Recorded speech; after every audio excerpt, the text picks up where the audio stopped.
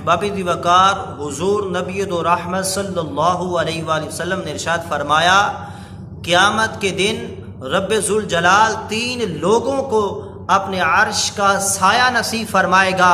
اس دن اس سائے کے علاوہ کوئی اور دوسرا سایہ نہ ہوگا۔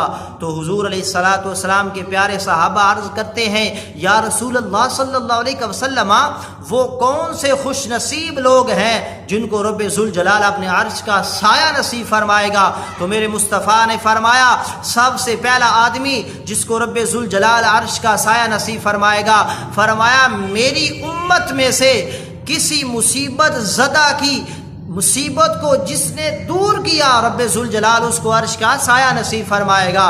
پھر میرے مصطفیٰ نے فرمایا، جس بندے نے میری سنت کو زندہ کیا۔ آگے میرے مصطفیٰ کریم آقا صلی اللہ علیہ وآلہ وسلم نے فرمایا، جس نے مجھ پر کثرت سے درود و سلام پڑھا، رب ذوالجلال اس کو اپنے عرش کا سایہ نصیب فرمائے گا۔